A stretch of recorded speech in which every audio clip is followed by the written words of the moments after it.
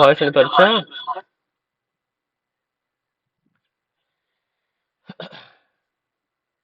ଆରେ ପିଲା ଭଏସ ଶୁଣା ଯାଉଛି ନା? ଆଜ୍ଞା ସାର୍। ହଉ ଆଜ୍ଞା ଭାଇନା ପ୍ରଣାମ। ହଉ ତ କାଲି ପିଲା ମାନେ ପଢୁଥିଲେ ସବର୍ଣ୍ଣ ବିଷୟରେ ପିଲା ପଢୁଥିଲେ। ଆଉ ସବର୍ଣ୍ଣ ପିଲା ହବା ପାଇଁ ହେଲେ ଦିଟା ଜିନିଷର ସମାନତା ଆବଶ୍ୟକ। କାହାର କାହାର ପିଲା ସମାନତା? ଉଚ୍ଚାରଣ ସ୍ଥାନ ଆଭ୍ୟନ୍ତର ପ୍ରୟୋଜନ ଆଭ୍ୟନ୍ତର ପ୍ରୟୋଜନ।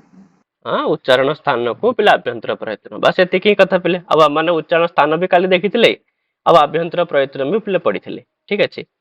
ତ ବର୍ତ୍ତମାନ ପିଲା ଆମେ ଦେଖିବା କି କୋଉ କୋଉ ବର୍ଣ୍ଣର ପିଲେ କଣ ହଉଛି ପିଲେ ବାହ୍ୟ ପ୍ରୟତ୍ନ। ବାହ୍ୟ ପ୍ରୟତ୍ନ ପିଲେ କେତେ ପ୍ରକାର ସେ କହୁଥିଲା? ବାହ୍ୟ ପ୍ରୟତ୍ନ ହେତୁ 11 ଏକାଦଶ ଏକାଦଶଧା ପିଲେ 11 ପ୍ରକାର। ଆଉ ଗୋଟେ ବିଷୟ ପିଲା ଆମମାନେ ପଢିଥିଲେ କି ପିଲେ ଅକାର ପିଲେ ହର୍ସ୍ୱ ଅକାର। ହର୍ସ୍ୱ ଅକାରରେ ପିଲେ ପ୍ରୟୋଗ ଅବସ୍ଥାରେ କୋଉ ଆଭ୍ୟନ୍ତର ପ୍ରୟତ୍ନ ହୁଏ? ସମ୍ବୃତ ସମ୍ବୃତ। ଆଉ ପ୍ରକ୍ରିୟା ଅବସ୍ଥାରେ ବିବୃତ ବିବୃତ ପିଲେ। ଠିକ ଅଛି। ତ ବର୍ତ୍ତମାନ ପିଲେ ବାହ୍ୟ ପ୍ରୟତ୍ନ କଥା। ସେ ବାହ୍ୟ ପ୍ରୟତ୍ନ ସେ କହୁଛି ପିଲେ ବାହ୍ୟ ପ୍ରୟତ୍ନ ହେତୁ ଏକାଦଶଧା। ବିବାରଃ ସମ୍ବାରଃ ଶ୍ୱାସଃ ନାଦଃ ହେଲା ଘୋଷଃ ଅଘୋଷଃ ଅଳ୍ପ ପ୍ରାଣଃ ମହାପ୍ରାଣଃ ଉଦାତ୍ତ ଅନୁଦାତ୍ତ ସ୍ୱରିତଶ୍ଚେତି ହେଲା। ତାହେଲେ ଆମମାନଙ୍କର ପିଲେ ଯେତେକ ସ୍ୱର ବର୍ଣ୍ଣ ରହିଲା ସେମାନଙ୍କର ତ ହେଇଗଲା ପିଲେ ଉଦାତ୍ତ ଅନୁଦାତ୍ତ ସ୍ୱରିତ ପିଲେ। ଆରେ ଉଦାତ୍ତ ଅନୁଦାତ୍ତ ସ୍ୱରିତ କେବଳ କୋଉ ମାନଙ୍କର ପିଲା ଅଛି? କୋଉ ବର୍ଣ୍ଣ ମାନଙ୍କର ଅଛି? ସ୍ୱର ବର୍ଣ୍ଣ ମାନଙ୍କର। ନା ନାଇଁ ତ ସ୍ୱର ବର୍ଣ୍ଣ ମାନଙ୍କର ଅଛି ପିଲା ମାନେ ଜାଣିଛେ ଭଲ ଭାବରେ। ଆଉ ତା ସହିତ ପିଲେ ଉଦାତ୍ତ ବି କଣ ଅନୁଦାତ୍ତ ବି କଣ ଆଉ ସ୍ୱରିତ କଣ ଏକଥା ବି ଆମମାନେ ଜାଣିଛେ ପିଲେ। ତ ବାକି ଯୋଉ ରହିଲା ପିଲା ଆଉ 8ଟି ତ ସେମାନଙ୍କର ବର୍ତ୍ତମାନ ଦେଖିବା। ବାକି ଯୋଉ 8ଟି ରହିଲା ପିଲେ ଏମାନେ ହଉଛନ୍ତି କେବଳ ପିଲେ ବ୍ୟଞ୍ଜନ ବର୍ଣ୍ଣ ମାନଙ୍କର ହିଁ ଏଇ ସବୁ ବାହ୍ୟ ପ୍ରୟତ୍ନ ପିଲେ ହେଇଥାଏ ହେଲା। ତାହେଲେ ପିଲେ ଆମେ ଦେଖିବା କି କାହାର ପିଲେ କଣ ବାହ୍ୟ ପ୍ରୟତ୍ନ ରହୁଛି। ତ ପ୍ରଥମ କଥା ସେ କହୁଛି ପିଲେ କି ଖରଃ ବିବାରଃ ଶ୍ୱାସଃ ଅଘୋଷାଶ୍ଚ। ପିଲେ ଖରଃ ମାନେ ହଉଛି ପିଲେ ଖର ପ୍ରତ୍ୟାହାର। ତେବେ ଖର ପ୍ରତ୍ୟାହାର ପିଲା ମାନେ କୋଉଠୁ କୋଉ ଯାଏ କରିବା ଦେଖି କହିଲ? ଖର ପ୍ରତ୍ୟାହାର ପିଲେ କୋଉଠୁ ଆରମ୍ଭ ହବ କୋଉଠି ସରିବ?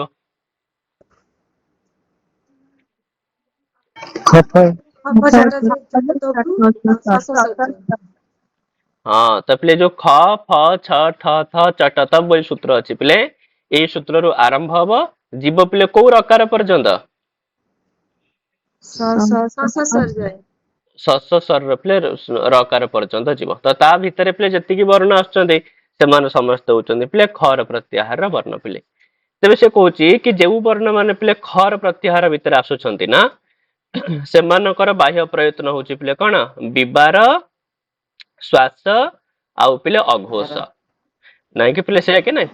ତ ପିଲେ ଆମମାନେ ତମାନେ ଟିକେ ଦେଖିଲ ପିଲେ ଆମମାନଙ୍କର ପିଲେ ଯେତିକି ଯୋଉ ବ୍ୟଞ୍ଜନ ବର୍ଣ୍ଣ ମାନେ ଅଛନ୍ତି ପିଲେ ବ୍ୟଞ୍ଜନ ବର୍ଣ୍ଣର ପିଲେ ଯୋଉ ଚତୁର୍ଦ୍ଦାଶ ମାହେଶ୍ଵର ସୂତ୍ରରେ ପିଲେ କୋଉଠୁ ଆରମ୍ଭ ହଉଛି କହିଲ କୋଉ ସୂତ୍ରରୁ? ହୟ ହୟବରଠୁ ପିଲେ ଆରମ୍ଭ ହଉନି ହୟବରଠୁ ଆରମ୍ଭ ହେଇକରି ପୁରା ଯାଉଛି ପିଲେ କୋଉ ପର୍ଯ୍ୟନ୍ତ? ହଲ୍ ହେଲା ଏଇ ପର୍ଯ୍ୟନ୍ତ ଯାଉଛି ପିଲେ। ତ ସିଏ ଆମର ଯେତିକି ଯୋଉ ରହିଲା ପିଲା ବ୍ୟଞ୍ଜନ ବର୍ଣ୍ଣ ତାଙ୍କୁ ପିଲା ମାନେ ଦି ଭାଗରେ ପିଲା ବିଭକ୍ତ କରିପାରିବା। କିଛି ବର୍ଣ୍ଣକୁ ପିଲା ଆମେ ହସ୍ ପ୍ରତ୍ୟାହାର କିଛି ବର୍ଣ୍ଣକୁ ପିଲା ମାନେ ଖର ପ୍ରତ୍ୟାହାର ଯଦି ଦିଟା ପ୍ରତ୍ୟାହାର କରିବା ସବୁ ଯାକ ବ୍ୟଞ୍ଜନ ବର୍ଣ୍ଣ ପିଲେ ପଳେଇବେ ପଳେଇବେନି ପିଲେ କାହିଁକି ନା ହସ ପ୍ରତ୍ୟାହାରରେ ପିଲେ ହୟବରଟ ହ ଠୁ ଆରମ୍ଭ ହବ ଯିବ ପିଲେ କୋଉ ପର୍ଯ୍ୟନ୍ତ?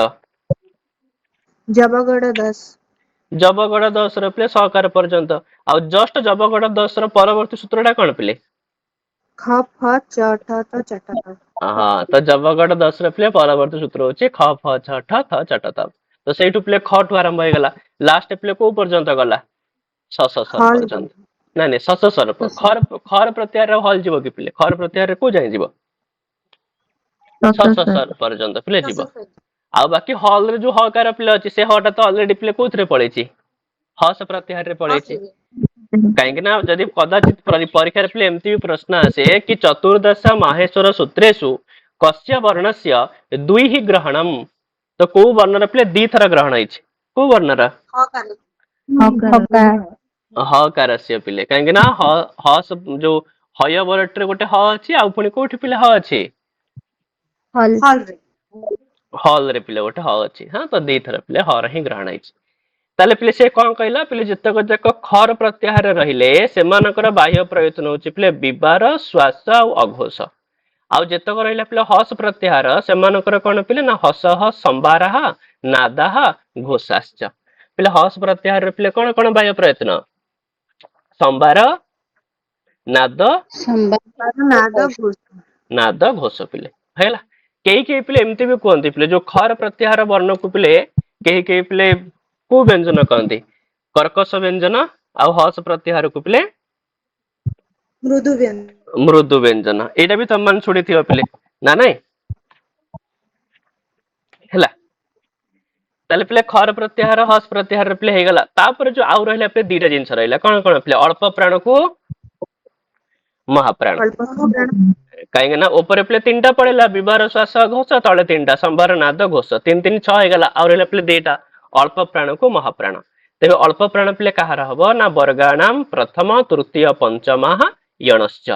ପିଲେ ଯୋଉ ପ୍ରତ୍ୟେକ ବର୍ଗର ପିଲେ ହେଲା ଆମର ଯୋଉ 5ଟି ଯାକ ବର୍ଗ ଅଛି ପିଲେ 5ଟି ବର୍ଗର ପ୍ରଥମ ତୃତୀୟ ଆଉ ପିଲେ କୋଉ ବର୍ଣ୍ଣ? ପଞ୍ଚମ ବର୍ଣ୍ଣ। ତାହେଲେ ଟୋଟାଲ ପିଲେ କେତେଟା ହେଇଯିବ ବର୍ଗର ପିଲେ? ବର୍ଗର କେତୋଟି ବର୍ଣ୍ଣ ତାହେଲେ ଯିବ? 3ଟା ଟୋଟାଲ ବର୍ଗର ପିଲେ ପ୍ରତ୍ୟେକ ଆରେ 15ଟି ପିଲେ। ହଁ ପ୍ରତ୍ୟେକ ବର୍ଗର ପିଲେ 3 ଲେଖା ଗଲା ତ ସେଇ ହିସାବରେ ପିଲେ 15 ହେଇଗଲା। ତା ସହିତ ପିଲେ ହଁ ତା ସହିତ ପିଲେ ୟଣ ପ୍ରତ୍ୟାହାର। ୟଣ ପ୍ରତ୍ୟାହାରରେ କେତେଟା ବର୍ଣ୍ଣ ଯାଉଛି? 4ଟି ପିଲେ। ନା ନାଇଁ ୟ ବ ର ଲ। ତାହେଲେ 15 4 19। ତାହେଲେ ଏଇ 19ଟି ଯାକର ପିଲେ ବାହ୍ୟ ପ୍ରୟତ୍ନ ହଉଛି କଣ? ଅଳ୍ପ ପ୍ରାଣ ହେଲା। ତାହେଲେ ବର୍ଗାଣାମ ପ୍ରଥମ ପ୍ରଥମ ତୃତୀୟ ପଞ୍ଚମ। ହଁ ପ୍ରତ୍ୟେକ ବର୍ଗର ପ୍ରଥମ ତୃତୀୟ ପଞ୍ଚମ ବର୍ଣ୍ଣ। ଯେମିତି କ ବର୍ଗ ପିଲେ ତ କ ର ପିଲେ ପ୍ରଥମ ତୃତୀୟ ପଞ୍ଚମ ମାନେ କ ଗ ଙ। ସେମିତି ଚ ବର୍ଗର ପିଲେ ଚ ଜ ନ୍ୟ। ଟ ର ପିଲେ ଟ ଡ ଣ ନାଇଁ କି ପିଲେ? ଆଉ ତର ସେମିତି ତ ଦ ନ। ପ ର ସେମିତି ପିଲେ ପ ବ ମ। ତ ଏମିତି ହେଇକରି ପିଲେ 15ଟା ହେଇଗଲା। ଆଉ ବାକି ୟଣ ପ୍ରତ୍ୟାହାରରେ ପିଲେ ୟ ବ ର ଲ 4ଟା ହେଇଗଲା। 15 4 19। ତ ଏଇ 19ଟା ଯାକ ବର୍ଣ୍ଣର ପିଲେ ବାହ୍ୟ ପ୍ରୟତ୍ନ ହଉଛି କଣ? ଅଳ୍ପ ପ୍ରାଣ ହେଲା। ତାପରେ କହୁଛି ପିଲେ କଣ ନା ବର୍ଗାଣାମ ଦ୍ୱିତୀୟ ଚତୁର୍ଥ ସଲଶ୍ଚ ମହାପ୍ରାଣ। ପିଲେ ବର୍ଗର ପ୍ରଥମ ତୃତୀୟ ପଞ୍ଚମ ତ ପଳେଇଲା ପିଲେ 3ଟା ବର୍ଣ୍ଣ ପଳେଇଲା। ଆଉ ବର୍ଗର ପିଲେ କେତେଟା ବର୍ଣ୍ଣ ବଞ୍ଚିଲା? 2ଟି ବର୍ଣ୍ଣ ପିଲେ ରହିଲା ପିଲେ ଦ୍ୱିତୀୟକୁ ଚତୁର୍ଥ। ତେବେ ସେଇ ଯୋଉ ଦ୍ୱିତୀୟ ଚତୁର୍ଥ ଏମିତି ହେଇକରି ପିଲେ ପ୍ରତ୍ୟେକ ବର୍ଗର ହେଇଗଲେ କେତେଟା ହେଇଯିବ ଟୋଟାଲ? 10ଟା ପିଲେ 10ଟା ହେଇଗଲା। ଆଉ ସଲ ପ୍ରତ୍ୟାହାରରେ ପିଲେ କେତେଟା ବର୍ଣ୍ଣ ଯାଉଛି? 4ଟା ବର୍ଣ୍ଣ ପିଲେ ସ ସ ସ ହ ହେଲା। ତାହେଲେ 10 4 14। ତେବେ ଏଇ ଯୋଉ 14ଟି ବର୍ଣ୍ଣର ପିଲେ ହେଇଯିବ କଣ? ମହାପ୍ରାଣ। ମାନେ ତାହେଲେ 19 14 ମିଶିଗଲେ ହେଇଗଲା ପିଲେ କେତୋଟି? 33। ତ 33ଟି ହିଁ ତ ପିଲେ ବ୍ୟଞ୍ଜନ ବର୍ଣ୍ଣ ଆମର ନା ନାଇଁ? 25ଟି ହଉଛି ବର୍ଗୀୟ ଆଉ 8ଟି ହଉଛି ପିଲେ କଣ? ଅବର୍ଗୀୟ। ବୁଝିହେଲା ପିଲେ? ତାହେଲେ ବାହ୍ୟ ପ୍ରୟତ୍ନ ବୁଝି ହେଇଯିବ ତ। ବାକି ଯୋଉ ଉଦାତ୍ତ ଅନୁଦାତ୍ତ ସ୍ୱରିତ ରହିଲା ସେ କଥା ଆମ ମାନେ ପୂର୍ବରୁ ପଢି ସାରିଛେ। ଉଦାତ୍ତ ଅନୁଦାତ୍ତ ସ୍ୱରିତ କେବଳ କୋଉ ବର୍ଣ୍ଣ ମାନଙ୍କର ହୁଏ? ସ୍ୱର ବର୍ଣ୍ଣ ମାନଙ୍କର ହିଁ ହେଇଥାଏ ପିଲେ। ତାହେଲେ ଆମମାନେ ପିଲେ ପ୍ରତ୍ୟେକ ବର୍ଗର ଉଚ୍ଚାରଣ ସ୍ଥାନ ଜାଣିଲେ। ସେମାନଙ୍କର ପିଲା ଆଭ୍ୟନ୍ତର ପ୍ରୟତ୍ନ ବି ଜାଣିଲେ। ଆଉ ସେମାନଙ୍କର ପିଲା ବାହ୍ୟ ପ୍ରୟତ୍ନ ମଧ୍ୟ ପିଲେ ଜାଣିଲେ। ତାପରେ ପିଲେ କିଛି ଜିନିଷ ଆଡ ହେଇଥିଲା ହେଲା। ତ ଯୋଉ ବିଷୟ ଆମ ମାନଙ୍କୁ ସେଠି କହିଦେବା ପାଇଁ ଚାହେଁ ଆମର ଯୋଉ ଜିହ୍ୱା ମୂଲ୍ୟ ଉପଦମାନୀୟ ଏକଥା ସେ କହିଥିଲା ନା ପିଲେ। ତ ସେଥିପାଇଁ ଏଇ କଥାକୁ ସେ ବର୍ତ୍ତମାନ ଏଇଠି ଆଉ ଟିକେ ସ୍ପଷ୍ଟ ପିଲେ କରିଦଉଛି। ଦେଖ ମୁଁ ଏଠି ସେ ଲେଖିଛି ପିଲେ ଏଠି କି ପିଲେ ପୂର୍ବରୁ ଆମେ ଯୋଉ ଅୟୋଗବାହ ବର୍ଣ୍ଣ ବିଷୟରେ ଆଲୋଚନା କରିଥିଲେ ପିଲେ ଏବେ ସେଇ ବିଷୟରେ କିଛି ଅଧିକ ଟିକେ ଆଲୋଚନା ପିଲେ କରିବା। ତେବେ ଅୟୋଗବାହ ବର୍ଣ୍ଣ ସାଧାରଣତଃ ପିଲେ କେତେ ଭାଗରେ ବିଭକ୍ତ? 5 ଭାଗରେ। 5 ଭାଗରେ ପିଲେ ବିଭକ୍ତ ହେଲା। ତ ଜିହ୍ୱା ମୂଲ୍ୟ ଉପଦମାନୀୟ ଅନୁସ୍ୱାର ବିସର୍ଗ ଆଉ ପିଲେ ୟମ ବର୍ଣ୍ଣ। ତେବେ ଜିହ୍ୱା ମୂଲ୍ୟ ପିଲେ କଣ ସେ କହୁଛନ୍ତି କି ପିଲେ କ ଖ ଇତି କ ଖା ଭ୍ୟାମ ପ୍ରାକ୍ ଅର୍ଦ୍ଧ ବିସର୍ଗ ସଦୃଶ ଜିହ୍ୱା ମୂଲ୍ୟ। ଏଠି ଆକ୍ଚୁଆଲି ପିଲେ ଯୋଉ କ ଆଉ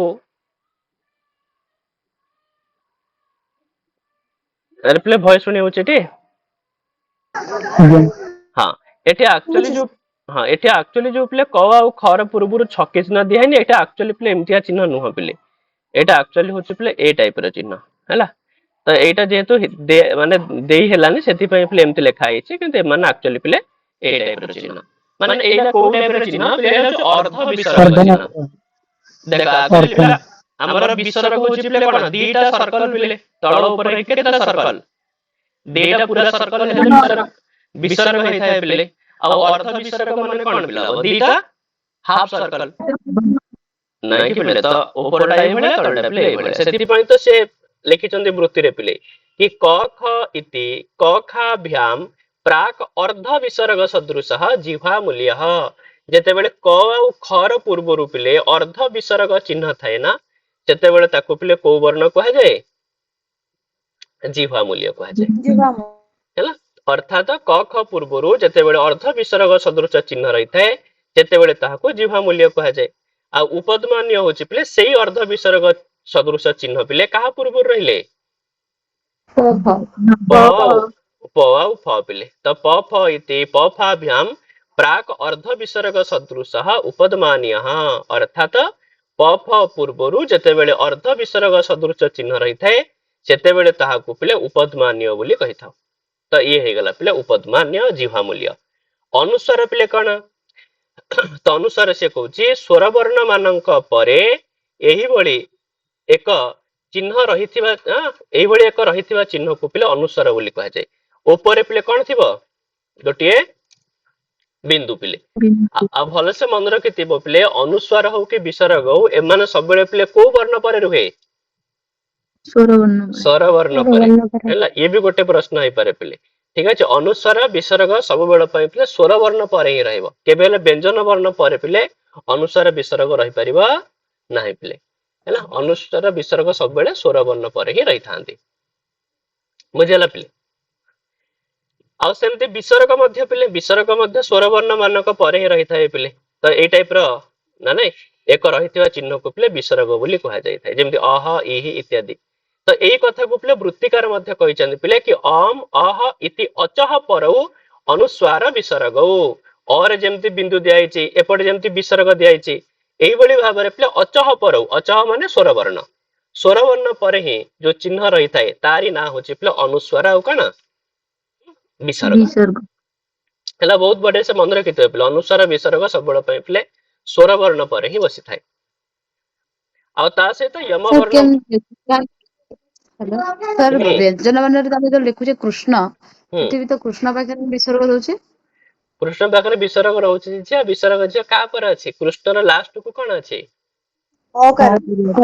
ଅକାର ଅଛି ନା କୋଉଠି ବ୍ୟଞ୍ଜନ ବର୍ଣ୍ଣ କହିଲେ ପିଲେ କୋଉଟାକୁ ବୁଝ ବ୍ୟଞ୍ଜନ ବର୍ଣ୍ଣ ମାନେ ଯୋଉଠି ହଳନ୍ତ ଥିବ ପିଲେ ହେଲେ ବର୍ତ୍ତମାନ ଆମେ ମନେକର ଲେଖିବା ପିଲେ କ ହଳାନ୍ତ ଅଛି ତ ହଳାନ୍ତ ବାଲା ବ୍ୟଞ୍ଜନ ବର୍ଣ୍ଣ ପାଖରେ କେବେ ବିସର୍ଗ କି ଅନୁସ୍ୱାର ବସିଥିବା ଦେଖିଛ ପିଲେ କେବେ ବସିବନି ପିଲେ ବୁଝଉଛି ଟି।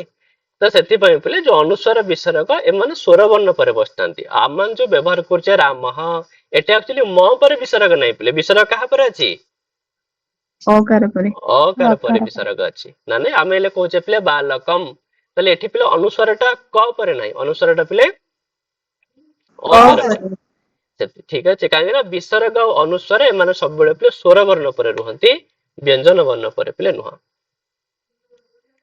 ଆଉ ବାକି ୟମ ବର୍ଣ୍ଣ କହୁଛି କି ସମସ୍ତ ବର୍ଗର ପ୍ରଥମ ଦ୍ୱିତୀୟ ବର୍ଣ୍ଣ ପରେ ଯଦି ଅନ୍ୟ ବର୍ଗର ପଞ୍ଚମ ବର୍ଣ୍ଣ ରୁହେ ତେବେ ମଧ୍ୟବର୍ତ୍ତୀ ବର୍ଣ୍ଣକୁ ପିଲେ ୟମ ବର୍ଣ୍ଣ ବୋଲି କୁହାଯାଏ। ଏହାର ପ୍ରୟୋଗ ସାଧାରଣତଃ ପିଲେ କୋଉଥିରେ ଦେଖାଯାଇଥାଏ ବେଦରେ ପିଲେ ହେଲା।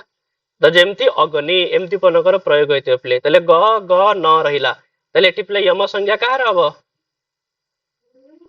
ମଝିରେ ଥିବା ଗ କାର ପିଲେ ମଝିରେ ଯୋଉ ଗ କାର ଅଛି ପ୍ରଥମ ଦ୍ୱିତୀୟରେ ଲେଖା ହେଇଛି ପ୍ରଥମ ଆଉ ଦ୍ୱିତୀୟ ନାଇଁ ପ୍ରଥମ ଦ୍ୱିତୀୟ ବର୍ଣ୍ଣ ପରେ ସମସ୍ତ ବର୍ଗର ମାନେ ଯୋଉ ବର୍ଗର ଯୋଉ ବର୍ଣ୍ଣ ମାନ ରହିଛନ୍ତି ନା ଠିକ ଅଛି।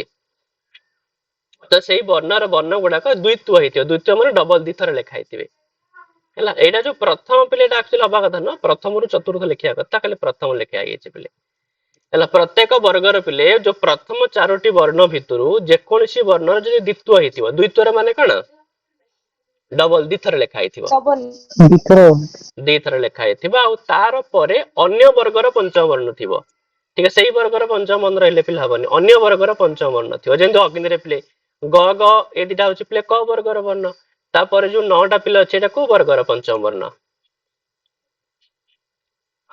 ଆରେ ନଅଟା ପିଲେ ତ ବର୍ଗ ହଁ ତ ବର୍ଗର ପଞ୍ଚମ ବର୍ଣ୍ଣ ସେଥିପାଇଁ ପିଲେ ମଝି ବର୍ଣ୍ଣର ୟମ ସଂଜ୍ଞା ପିଲେ ହବ ହେଲା। ତ ଏମିତି ହେଇକିରି ପିଲେ ଏଇ ସବୁ ହେଇଗଲା ପିଲେ। ତାପରେ ବର୍ତ୍ତମାନ ସେଠି ଦେଖ କହୁଛି କି ଏଇ ସବୁ ବିଷୟ ଆଲୋଚନା କରିସାରିବା ପରେ ଆମେ ବର୍ତ୍ତମାନ ଆମର ଯୋଉ ମୁଖ୍ୟ ବିଷୟ ଆମେ ଆକ୍ଚୁଆଲି ପିଲେ ବିଷୟ ଆରମ୍ଭ କରିଥିଲେ କୋଉଟା ପିଲେ ସବର୍ଣ୍ଣ ବିଚାର ନା ନାଇଁ ଆମର ବିଚାର ସେଇଠୁ ହିଁ ତ ଆରମ୍ଭ ହେଇଥିଲା ନା ପିଲେ। ତେବେ ଆମର ମୁଖ୍ୟ ବିଷୟଟି ହେଲା ପିଲେ କଣ ସବର୍ଣ୍ଣ ବିଚାର। ତେବେ ସେହି ବର୍ଣ୍ଣ ମାନେ ହିଁ ପରସ୍ପରର ପିଲେ ସବର୍ଣ୍ଣ ହେବେ ଯେଉଁମାନଙ୍କର କଣ କଣ ସମାନ ଥିବ ଉଚ୍ଚାରଣ ସ୍ଥାନ ଉଚ୍ଚାରଣ ସ୍ଥାନ ଆଭ୍ୟନ୍ତର ପ୍ରୟତ୍ନ ଯଥା ଉଦାହରଣ ସ୍ୱରୂପ। ତ ବର୍ତ୍ତମାନ ଆମେ ପିଲେ ଉଦାହରଣ କିଛି ଦେଖିବା ପିଲେ। ବର୍ତ୍ତମାନ ପିଲେ ଦେଖ କ ଖ ଗ ଘ ଙ ପିଲେ ଲେଖା ହେଇଗଲା ବୁଝି ହଉଛି ପିଲେ। ବର୍ତ୍ତମାନ ଆମେ ବର୍ତ୍ତମାନ ଏମାନଙ୍କର ଦେଖିବା ଉଚ୍ଚାରଣ ସ୍ଥାନ ଆଉ ଦେଖିବା ପିଲେ ଆଭ୍ୟନ୍ତର ପ୍ରୟତ୍ନ। ତାହେଲେ କ ର ପିଲେ ଉଚ୍ଚାରଣ ସ୍ଥାନ କଣ୍ଠ ଆଭ୍ୟନ୍ତର ପ୍ରୟତ୍ନ ସ୍ପୃଷ୍ଟ। ଖ ର କଣ୍ଠ ସ୍ପୃଷ୍ଟ। ଗ ର ବି ପିଲେ କଣ୍ଠ ସ୍ପୃଷ୍ଟ। ଘ ର ମଧ୍ୟ କଣ୍ଠକୁ ସ୍ପୃଷ୍ଟ। ଙ ର ବି ମଧ୍ୟ କଣ୍ଠ ନାସିକା ଅଛି କିନ୍ତୁ ଙ ର ମଧ୍ୟ ବି କଣ ପିଲା ଅଛି କଣ୍ଠ ବି ଅଛି ନା ନାଇଁ କଣ୍ଠ ଆଜ୍ଞା ଆଉ ପିଲେ ସ୍ପୃଷ୍ଟ। ତାହେଲେ ପିଲେ କ ଖ ଗ ଘ ଙ ଏ ସମସ୍ତଙ୍କର ପିଲେ ଆଭ୍ୟନ୍ତର ପ୍ରୟତ୍ନ ଆଉ ଉଚ୍ଚାରଣ ସ୍ଥାନ ସମାନ ନା ସମାନ ନୁହଁ ସମାନ ପିଲେ। ତ ସେଥିପାଇଁ ଏମାନେ ସମସ୍ତେ ପରସ୍ପରର ପିଲେ କଣ ହେବେ ସବର୍ଣ୍ଣ ହେବେ। ତ ସେଇ ହିସାବରେ ପିଲେ ଆମେ ଏଇ ଗୋଟିଏରୁ ଅନୁମାନ ଲଗେଇ ପାରିବା କି ପ୍ରତ୍ୟେକ ବର୍ଗର ପିଲେ ପ୍ରତ୍ୟେକ ବର୍ଗର ବର୍ଣ୍ଣ ମାନେ ପରସ୍ପରର କଣ ଅଟନ୍ତି ସବର୍ଣ୍ଣ ଅଟନ୍ତି।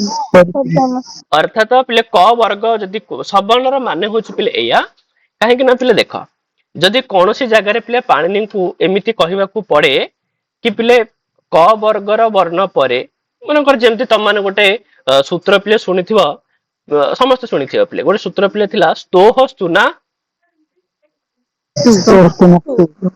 ସରି ସ୍ତୋହ ସ୍ତୁନା ସ୍ତୁ ପିଲେ ଇଏ ଗୋଟେ ମନେକର ପାଣି ସୂତ୍ର ଲେଖିଲେ ସେଠି କଣ ୟୁଜ କରିଛନ୍ତି ପିଲେ କହିଲ ଏଠି ପିଲେ ସ୍ତୋହ ମାନେ ହଉଛି ସ ଆଉ ପିଲେ ତୁ ମାନେ ହଉଛି ତ ବର୍ଗ ହେଲା ଆଉ ଚୁ ମାନେ ହଉଛି ପିଲେ କୋଉ ବର୍ଗ ଚ ବର୍ଗ ବୁଝିହଉଛି ନା ନାଇଁ। ତାହେଲେ ଏଠି ପାଣିନିକୁ ପିଲେ ପୁରା ତ ଥ ଦ ଧ ନ କହିବାକୁ ପିଲେ ପଡୁନି ଏଠି କେବଳ ତୁ ବୋଲି କହିଦେଲେ ପିଲେ ଟୋଟାଲ ତ ବର୍ଗର 5ଟା ଯାକ ବର୍ଣ୍ଣର ଗ୍ରହଣ ହେଇଯିବ। ତ ଗ୍ରହଣ ଯୋଉ ହଉଛି କେମିତିକା ପିଲେ କାହା ବଳରେ ସବର୍ଣ୍ଣ ବଳରେ ବୁଝି ହଉଛି। ସେମିତି ପିଲେ ଚୁ ବୋଲି କହିଦେଲେ କାହା କାହାକୁ ବୁଝେଇବ ଚ ବର୍ଗର ପିଲେ ସମସ୍ତ ବର୍ଣ୍ଣକୁ ବୁଝିବ ଚ ଛ ଜ ଝ ନିୟକୁ ବୁଝିବ। ତ ଇଏ ହିଁ ପିଲେ ସବର୍ଣ୍ଣର ଆବଶ୍ୟକତା। ସବର୍ଣ୍ଣର ଆବଶ୍ୟକତା ଏଇଆ କି ଯେତେବେଳେ ପାଣିନିକୁ ପିଲେ କୌଣସି ବର୍ଗ ବିଷୟରେ କହିବାକୁ ଥିବ ସେତେବେଳେ ତମମାନେ ବୁଝିଯିବ ଯଦି ଏଇ କୌଣସି ବର୍ଣ୍ଣ କୁହାଯାଉଛି ୟାର ମାନେ ହଉଛି ତାର ଯେତେ ବି ସବର୍ଣ୍ଣ ସମସ୍ତଙ୍କର ଗ୍ରହଣ ହବ ବୁଝି ହଉଛି ପିଲେ। ତ ସେଇ ହିସାବରେ କ କହିଲେ ପିଲେ କ ବର୍ଗର ସମସ୍ତ ବର୍ଣ୍ଣ ଚୁ କହିଲେ ଚ ବର୍ଗର ସମସ୍ତ ବର୍ଣ୍ଣ ବୁଝି ହଉଛି ପିଲେ ଟୁ କହିଲେ ଟ ବର୍ଗର ସମସ୍ତ ବର୍ଣ୍ଣ କାହିଁକି ନା ଏମାନେ ସମସ୍ତେ ପରସ୍ପରର କଣ ଅଟନ୍ତି ସବର୍ଣ୍ଣ ପିଲେ ଅଟନ୍ତି। ସେ କହୁଛନ୍ତି ତେବେ ଏହି ସବୁ ବର୍ଣ୍ଣ ମାନଙ୍କର ପିଲେ ଉଚ୍ଚାରଣ ସ୍ଥାନ ଆଭ୍ୟନ୍ତର ପ୍ରୟତ୍ନ ସମାନ ହୋଇଥିବା ହେତୁ ଏମାନେ ପରସ୍ପର ସବର୍ଣ୍ଣ ଅଟନ୍ତି। ତେବେ ଆମେ କହିପାରିବା ଯେ 5ଟି ବର୍ଗରେ ନିଜ ନିଜ ବର୍ଗର ପିଲେ ସମସ୍ତ ବର୍ଣ୍ଣ ମାନେ ପରସ୍ପର ସବର୍ଣ୍ଣ ହେବେ। ତାହେଲେ ଆମ ପିଲେ ଜାଣିଦେଲେ ଆମର ଯୋଉ 5ଟି ପିଲେ ବର୍ଗ ରହିଛି ଏମାନଙ୍କର ସବର୍ଣ୍ଣ କଣ ଆମେ ପିଲେ ବୁଝିଦେଲେ ଭଲସେ। ବୁଝିପାରିଲ କି ନାଇଁ ପିଲେ 5ଟା ଯାକ ବର୍ଗ ପରସ୍ପରର କଣ ହେବେ ପିଲେ ନିଜ ନିଜ ବର୍ଗର ସବର୍ଣ୍ଣ ହେବେ। ତାହେଲେ ବ୍ୟଞ୍ଜନ ବର୍ଣ୍ଣର କଥା ଆମେ ଦେଖିଦେଲେ। ବର୍ତ୍ତମାନ ସ୍ୱର ବର୍ଣ୍ଣ ମାନଙ୍କ ବିଷୟରେ ପିଲା ଆମେ ଦେଖିବା। ତ ସେହିପରି ସ୍ୱର ବର୍ଣ୍ଣ ମାନଙ୍କ ଭିତରେ ପିଲେ ଅକାରର 18ଟି ଯାକ ଭେଦ ପରସ୍ପର ସବର୍ଣ୍ଣ ହେବେ। ଆମେ ଆକ୍ଚୁଆଲି ପିଲେ ପଢି ସାରିଛେ ନା ପିଲେ କି ପିଲେ ଅକାର ଯୋଉ ଥିଲା ପିଲେ ମାନେ ଅ ଇ ଉ ରୁ ଏଇ 4ଟିର ପିଲେ କେତୋଟି ଭେଦ ଥିଲା 18 ପିଲେ 18ଟି ଭେଦ ଥିଲା। ଆଉ ଲୃ ର ପିଲେ କେତୋଟି ଭେଦ ଥିଲା 12ଟି ପିଲେ ଭେଦ ଦ୍ୱାଦଶ ଭେଦ ଥିଲା ପିଲେ। ଆଉ ତା ସହିତ ପିଲେ ଏ ଓ ଐ ଓ ଏମାନଙ୍କର ବି ଏମାନଙ୍କର ବି ପିଲେ 12ଟି ଲେଖେ ଭେଦ ଥିଲା। ତାହେଲେ ସେ କହିବା କଥା କି ଅର ପିଲେ ସବର୍ଣ୍ଣ କିଏ ହବ ନା ଅର କେବଳ ତାର 18ଟା ଯାକ ଭେଦ ହିଁ ସବର୍ଣ୍ଣ হবে। ଅର ଆଉ ପିଲେ କେହି ସବର୍ଣ୍ଣ ହେଇପାରିବେ ନାହିଁ ପିଲେ। ବର୍ତ୍ତମାନ କମ୍ପେୟାର ବି କରିପାରିବ ତମେ କହିବ ଅ ଆଉ କ ଭିତରେ କମ୍ପେୟାର କରିବା କି ଅ ଆଉ କ ପିଲେ ପରସ୍ପର ସବର୍ଣ୍ଣ ହେବେ କି ନାହିଁ। ତାହେଲେ ଅର ତ ଉଚ୍ଚାରଣ ସ୍ଥାନ ହଉଛି ପିଲେ କଣ କଣ୍ଠ। ଅର ପିଲେ ଉଚ୍ଚାରଣ ସ୍ଥାନ ହଉଛି କଣ୍ଠ। କ ର ବି ଉଚ୍ଚାରଣ ସ୍ଥାନ ହଉଛି କଣ କଣ୍ଠ କଣ୍ଠ ଅକୁହ ବିସର୍ଜନ ମାନେ କଣ୍ଠ କଣ୍ଠ ହେଲା ଉଚ୍ଚାରଣ ସ୍ଥାନ ତ ସମାନ ହେଇଗଲା, କିଛି ଆମର ଅସୁବିଧା ନାହିଁ। ତାପରେ ବର୍ତ୍ତମାନ ଦେଖିବା ଆଭ୍ୟନ୍ତର ପ୍ରୟତ୍ନ। ଅର ଆଭ୍ୟନ୍ତର ପ୍ରୟତ୍ନ ହଉଛି ପିଲେ ବିବୃତ ବିବୃତ। ବିବୃତ ପିଲେ। ଆଉ କ ରହୁଛି ପିଲେ କଣ? ବିବୃତ କର ହଉଛି ସ୍ପର୍ଶ। ସ୍ପୃଷ୍ଟ। ତାହେଲେ ପିଲେ ଆଭ୍ୟନ୍ତର ପ୍ରୟତ୍ନ ସମାନ ହଉଛି କି ପିଲେ? ନାଇଁ। ଆଭ୍ୟନ୍ତର ପ୍ରୟତ୍ନ ସମାନ ହଉନି। ତାହେଲେ ଅର ଆଉ ଅ ଆଉ କ ପିଲେ ପରସ୍ପରର କଣ ହେବେନି? ସବର୍ଣ୍ଣ ସବର୍ଣ୍ଣ ପିଲେ ହେବେ ନାହିଁ। ସେଥିପାଇଁ ଯୋଉ ସ୍ୱର ବର୍ଣ୍ଣ ମାନଙ୍କ ଭିତରେ ପିଲେ ଅକାରର ସବର୍ଣ୍ଣ ହଉଛନ୍ତି ଅର କେବଳ 8ଟି ଯାକ ଭେଦ। ସେମିତି ଇ କାରର ସବର୍ଣ୍ଣ ହଉଛି ପିଲେ ଇ ର 8ଟା ଯାକ ଭେଦ। ଉ ର ସବର୍ଣ୍ଣ ହଉଛି ପିଲେ ଉ ର 8ଟି ଯାକ ଭେଦ। ରୁ ର ପିଲେ ସବର୍ଣ୍ଣ ହଉଛି ରୁ ର 8ଟା ଯାକ ଭେଦ ହେଲା। ସେମିତି ଲୃ ର ମଧ୍ୟ ପିଲେ ତାର କେତୋଟି ଭେଦ? 12ଟି ଯାକ ଭେଦ ହେଲା। ଠିକ ସେଇଭଳିଆ ପିଲେ ଏ ର ବି ତାର 12ଟି ଭେଦ, ଐ ର ତା 12ଟି ଭେଦ, ଓ ର ବି ତା 12ଟି ଭେଦ, ଔ ର ମଧ୍ୟ ତା 12ଟି ଭେଦ ହିଁ ପିଲେ ସବର୍ଣ୍ଣ ହେବେ ହେଲା। ସ୍ୱର ବର୍ଣ୍ଣର ପିଲେ ଆଉ ଅନ୍ୟ ବର୍ଣ୍ଣ କେହି ସବର୍ଣ୍ଣ ହେବେନି। ସେମାନଙ୍କର ନିଜ ନିଜର ଯେତିକି ଭେଦ ଅଛି ପିଲେ ସେମାନେ ପରସ୍ପରର ପିଲେ ସବର୍ଣ୍ଣ ହେଇଯିବେ। ତାହେଲେ ସ୍ୱର ବର୍ଣ୍ଣ ହେଇଗଲା 25ଟା ଯାକ ପିଲେ କୋଉ ବର୍ଣ୍ଣ ହେଇଗଲା ପିଲେ? ବର୍ଗୀୟ ବ୍ୟଞ୍ଜନ ପିଲେ ହେଇଗଲା ହେଲା। ବର୍ଗୀୟ ବ୍ୟଞ୍ଜନ ପିଲେ ହେଇଗଲା। ବର୍ତ୍ତମାନ ଆଉ ପିଲେ କଣ ବର୍ଣ୍ଣ ରହିଲା ପିଲେ? ଦେଖି କହିଲା ଆଉ ପିଲେ କଣ ବର୍ଣ୍ଣ ରହିଲା? କଣ ବାକି ରହିଗଲା ଆଉ? ରୁ ଆଉ ଲୁ। ରୁ ହେଲା ପରେ ପିଲେ ସ୍ୱର ବର୍ଣ୍ଣ ସବୁ ସରିଲା ପୁରା। ସ୍ୱର ବର୍ଣ୍ଣ ପିଲେ ସବୁ ଯାକ ହେଇଗଲା ନା ପିଲେ? ସ୍ୱର ବର୍ଣ୍ଣ ହେଇଗଲା ସବୁ ଯାକ, ବର୍ଗୀୟ ବ୍ୟଞ୍ଜନ ସବୁ ଯାକ ହେଇଗଲା। ଆଉ ତାହେଲେ କଣ ବାକି ରହିଲା? ଅନ୍ତସ୍ଥ ବର୍ଣ୍ଣ। ହଁ ତ ପିଲେ ଅବର୍ଗୀୟ ବର୍ଣ୍ଣ ପିଲେ ବାକି ରହିଲା। ତ ସେଥିରେ ପିଲେ ଆମର 8ଟି ବର୍ଣ୍ଣ ଅବର୍ଗୀୟ ବ୍ୟଞ୍ଜନରେ ପିଲେ କେତୋଟି ବର୍ଣ୍ଣ ଅଛି ପିଲେ? 8ଟି ବର୍ଣ୍ଣ ପିଲେ। ତ 8ଟି ବର୍ଣ୍ଣ ଭିତରୁ ପିଲେ ୟ ବ ର ଆଉ ପିଲେ କଣ? ଲ। ତାପରେ ସ ସ ହଁ ଏଇ ଯୋଉ 8ଟି ପିଲେ ରହିଲା, ବର୍ତ୍ତମାନ ଏ 8ଟିଙ୍କର ପୁଣି କିଏ ସବର୍ଣ୍ଣ ଅଛି ନା ନାଇଁ ପିଲେ ଆମେ ମାନେ ବିଚାର କରିବା। ପିଲେ ଦେଖ ୟ ହେଲା ପିଲେ, ବ ଆଉ ପିଲେ ଲ, କେବଳ ଏଇ 3 ଜଣଙ୍କର ପିଲେ ସବର୍ଣ୍ଣ ଅଛି। ତୁମେ କହିବ କଣ ସବର୍ଣ୍ଣ ଅଛି? ତ ୟାଙ୍କର ସବର୍ଣ୍ଣ ପିଲେ ଏଇଆ ଅଛି କି ଯୋଉ ପିଲେ ୟ ବ ଲ ପିଲେ ନାହିଁ, ଏମାନଙ୍କର ଆଉ ଗୋଟେ ରୂପ ମଧ୍ୟ ପିଲେ ଅଛି। ଏମାନଙ୍କୁ ନା ପିଲେ 2 ଭାଗରେ ବିଭକ୍ତ କରାଯାଇଛି, ଅନୁନାସିକ ଆଉ ପିଲେ ଅନନୁନାସିକ। ଆମେ ମାନେ ପୂର୍ବରୁ କିନ୍ତୁ ପଢିଥିଲେ ପିଲେ କି ଯୋଉ ସ୍ୱର ବର୍ଣ୍ଣ ମାନଙ୍କର ହିଁ କେବଳ କଣ ଥାଏ ପିଲେ? ଅନୁନାସିକ ଅନନୁନାସିକ ପିଲେ। ତା ସହିତ ପିଲେ ବ୍ୟଞ୍ଜନ ବର୍ଣ୍ଣ ମାନଙ୍କ ଭିତରେ ମଧ୍ୟ 3ଟି ବ୍ୟଞ୍ଜନ ବର୍ଣ୍ଣ ଅଛନ୍ତି, କେବଳ 3ଟି ବ୍ୟଞ୍ଜନ ବର୍ଣ୍ଣ ଅଛନ୍ତି। ଏମାନଙ୍କର ବି ପିଲେ ଅନୁନାସିକ ଆଉ ଅନନୁନାସିକ ଭେଦ ପିଲେ ଥାଏ। ସେ 3ଟି ବର୍ଣ୍ଣ ପିଲେ କୋଉଟା କୋଉଟା? ୟ ବ ଆଉ ପିଲେ ଲ ପିଲେ। ସେଇ ହିସାବରେ ପିଲେ ୟ ର ସବର୍ଣ୍ଣ କିଏ ହେଇଯିବ ନା ୟ ର ସବର୍ଣ୍ଣ ପିଲେ ତାର ଅନୁନାସିକ ଅନୁନାସିକ 2ଟା ଯାକ ପିଲେ ହେଇଯିବ। ବ ର ବି ପିଲେ ସବର୍ଣ୍ଣ କିଏ ହେଇଯିବ ନା ତାର ଅନୁନାସିକ ଅନୁନାସିକ। ଲ ର ମଧ୍ୟ ସବର୍ଣ୍ଣ ପିଲେ ତାର ଅନୁନାସିକ ଅନନୁନାସିକ ପିଲେ ହେଇଯିବ। ତ ଅବର୍ଗୀୟ ବ୍ୟଞ୍ଜନ ବର୍ଣ୍ଣ ଭିତରେ କେବଳ 3 ଜଣଙ୍କର ପିଲେ ସବର୍ଣ୍ଣ ଅଛି। କାହାର କାହାର? ୟ ବ ଆଉ ପିଲେ ଲ ପିଲେ। ତାପରେ ଯୋଉ ଆଉ କେତୋଟି ବର୍ଣ୍ଣ ବଳିଗଲେ ପିଲେ? ଆରେ ଆଉ 5ଟି ବର୍ଣ୍ଣ ରହିଗଲା ନା ପିଲେ। ର ରହିଲା, ସ ହ ରହିଲା ପିଲେ। ଏଇ 5 ଜଣଙ୍କର ପିଲେ ଟୋଟାଲ କଣ ନାହିଁ? ସବର୍ଣ୍ଣ ନାହିଁ। ତ ସେଥିପାଇଁ ମନେ ରଖିଥିବ ପିଲେ କି ଯଦି କଦାଚିତ ପରୀକ୍ଷାରେ ଏମିତି ପ୍ରଶ୍ନ ଆସେ ପିଲେ କି କତି ନାମ ବର୍ଣ୍ଣା ନାମ କୋପି ସବର୍ଣ୍ଣ ନାସ୍ତି, ତାହେଲେ କଣ ଉତ୍ତର ହେଇଯିବ? ପଞ୍ଚାନାମ ବର୍ଣ୍ଣାନାମ ପଞ୍ଚାନାମ ବର୍ଣ୍ଣାନାମ ପିଲା 5ଟି ବର୍ଣ୍ଣ ଯାହାର ପିଲେ କେହି ସବର୍ଣ୍ଣ ନାହାନ୍ତି। ଏଇ କଥାକୁ ପିଲେ କେହି ଏମିତି ବି କୁହନ୍ତି କି ରେଫୋସ୍ମଣାମ ସବର୍ଣ୍ଣା ନସନ୍ତି। କଣ ପିଲେ କୁହନ୍ତି? ରେଫୋସ୍ମଣାମ ହେଲା ପିଲେ ରେଫୋସ୍ମଣାମ ସବର୍ଣ୍ଣା ନସନ୍ତି। ରେଫ କହିଲେ ପିଲେ ରକାର, ଆଉ ଉଷ୍ମ ବର୍ଣ୍ଣ କହିଲେ ପିଲେ କଣ? ସ ହ ହେଲା। ତ ଏଇ 5ଟି ବର୍ଣ୍ଣର ପିଲେ କୌଣସି ସବର୍ଣ୍ଣ ପିଲେ ନାହିଁ, ଆଉ ବାକି ସମସ୍ତଙ୍କର ସବର୍ଣ୍ଣ ପିଲେ ଅଛି। ତ ଆଉଥରେ ମୁଁ ସିମ୍ପଲ ମାନେ ଆକୁ ମାନେ ସମରାଇଜ କରିଦଉଛି ପିଲେ କି ଯୋଉ ସ୍ୱର ବର୍ଣ୍ଣ ମାନଙ୍କର କେବଳ ସେମାନଙ୍କର ଯେତିକି ଭେଦ ସେତିକି ହିଁ ସେମାନଙ୍କର ସବର୍ଣ୍ଣ। ଅ ର ତା 18ଟା, ଇ ର ତା 18ଟା, ଉ ର ତା 18ଟା, ରୁ ର ତା 18ଟା, ଠିକ ଅଛି। ଏଇଭଳି ଭାବରେ ଆଉ ବର୍ଗୀୟ ବ୍ୟଞ୍ଜନ ବର୍ଣ୍ଣ ଭିତରୁ ପିଲେ ନିଜ ନିଜ ବର୍ଗର ପିଲେ ପରସ୍ପର ସବର୍ଣ୍ଣ ପିଲେ। କ ବର୍ଗର ଯେତିକି ବର୍ଣ୍ଣ ସିଏ ତାର ପରସ୍ପର ସବର୍ଣ୍ଣ, ଚ ବର୍ଗର ସିଏ ତାର ସବର୍ଣ୍ଣ, ତ ପରସ୍ପରର ପିଲେ ସବର୍ଣ୍ଣ। ଆଉ ଅବର୍ଗୀୟ ବ୍ୟଞ୍ଜନ ବର୍ଣ୍ଣ ଭିତରେ କେବଳ 3ଟା ବର୍ଣ୍ଣ ପିଲେ ୟ ବ ଲ, ଏମାନଙ୍କର ସବର୍ଣ୍ଣ ହଉଛି ପିଲେ କି ଏମାନଙ୍କର ଅନୁନାସିକ ଆଉ ପିଲେ କୋଉ ଭେଦ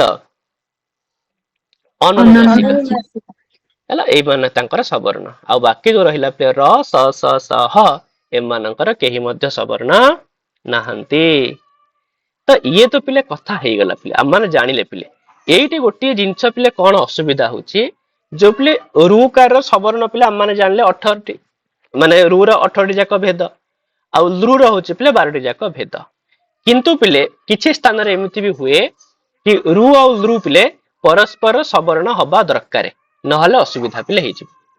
ତ ସେଥିପାଇଁ ଯଦି ଆମମାନେ ପିଲେ ବିଚାର କରିବା ତ ମାନେ ଏଠି ଦେଖ ପିଲେ ଏଠି ମୁଁ ଲେଖିଛି ମଧ୍ୟ ଦେଖ କହୁଛନ୍ତି ପିଲେ ଭଗବାନ ପାଣିନିଙ୍କ ଏହି ସୂତ୍ର ଅନୁସାରେ ପିଲେ ରୁକାର ଆଉ ଲୃକାର ପରସ୍ପରର ପିଲେ କଣ ହେଇପାରିବେନି ପିଲେ ଭଏସ ରୁକାର ଶୁଣାଯାଉନି। ହଁ ରୁକାର ଆଉ ଲୃକାର ପିଲେ ପରସ୍ପରର କଣ ହେଇପାରିବେନି ସବର୍ଣ୍ଣ ପିଲେ ହେଇପାରିବେ ନାହିଁ। କାହିଁକି ହେଇପାରିବେ ନାହିଁ କାରଣ ପିଲେ ଦେଖ କାରଣ ରୁକାର ଲୃକାରର ପିଲେ ଆଭ୍ୟନ୍ତର ପ୍ରୟତ୍ନ ଯଦ୍ୟପି ସମାନ ତଥାପି ସେମାନଙ୍କର କଣ ଭିନ୍ନ ପିଲେ ଉଚ୍ଚାରଣ ସ୍ଥାନ ଭିନ୍ନ କାହିଁକି ନା ଦେଖୁନ ରୁକାରର ଉଚ୍ଚାରଣ ସ୍ଥାନ ହଉଛି ମୂର୍ଧା ଆଭ୍ୟନ୍ତର ପ୍ରୟତ୍ନ ହଉଛି ବିବୃତ ଲୃକାରର ପିଲେ ଉଚ୍ଚାରଣ ସ୍ଥାନ ହଉଛି ଦନ୍ତ ଆଭ୍ୟନ୍ତର ପ୍ରୟତ୍ନ ହଉଛି ବିବୃତ ତ ସେଥିପାଇଁ ଆଭ୍ୟନ୍ତର ପ୍ରୟତ୍ନ ସିନା ପିଲେ ସମାନ ହେଇଗଲା ବିବୃତ ବିବୃତ କିନ୍ତୁ ଏଠି ଉଚ୍ଚାରଣ ସ୍ଥାନ ପିଲେ ସମାନ ହେଇପାରୁ ନାହିଁ। ତ ସେଇ ଦୃଷ୍ଟିରୁ ପିଲେ ଏମାନେ ସାର୍ ପରସ୍ପର ଆଉଥରେ ଟିକେ ବୁଝେଇ ଦିଅନ୍ତୁ ସାର୍ ବୁଝିପାରିଲିନି। ହଁ କୋଉଠି ଅସୁବିଧା ହେଲା କହୁନ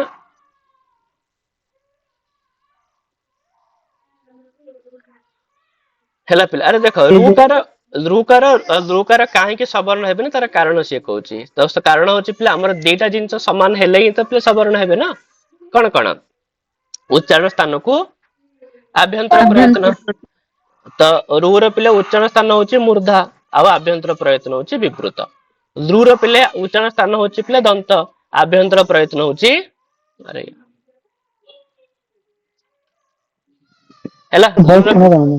ଲୃର ପିଲା ଆଭ୍ୟନ୍ତର ପ୍ରୟତ୍ନ ହଉଛି କଣ ବିବୃତ ତ ଆଭ୍ୟନ୍ତର ପ୍ରୟତ୍ନ ସିନା ସମାନ କିନ୍ତୁ ଉଚ୍ଚାରଣ ସ୍ଥାନ ପିଲେ କଣ ଅସମାନ ପିଲେ ତ ସେଥିପାଇଁ ଯୋଉ ପାଣିନି ଯୋଉ ସୂତ୍ର ବନେଇଛନ୍ତି ସେ ସୂତ୍ର ହିସାବରେ ରୁ ଆଉ ଲୃ ପିଲେ ପରସ୍ପର ସବର୍ଣ୍ଣ ହେଇପାରିବେ ନାହିଁ କିନ୍ତୁ ପିଲେ ଭବିଷ୍ୟତରେ କଣ କରିବାକୁ ପଡିବ ନା କିଛି ଜାଗାରେ ପିଲେ ରୁ ଆଉ ଲୃକୁ ପିଲେ ପରସ୍ପର ସବର୍ଣ୍ଣ କରିବା ଦରକାର ପିଲେ ହେଲା ଅର୍ଥାତ ରୁ କହିଲେ ଲୃର ମଧ୍ୟ ଗ୍ରହଣ ହବା ଦରକାର ତ ସେଇ ଦୃଷ୍ଟିରୁ ପିଲେ ଦୃଷ୍ଟିରେ ରଖିକିରି ବାର୍ତ୍ୟକାର ପିଲେ ଲାଷ୍ଟକୁ କହିଲେ କି ଦେଖ ପାଣିନିଙ୍କ ସୂତ୍ର ହିସାବରେ ସିନା ହଉନି କିନ୍ତୁ ତୁମକୁ କଣ କରିବାକୁ ପଡିବ ରୁ ଲୃକୁ ପିଲେ କଣ କରିବାକୁ ପଡିବ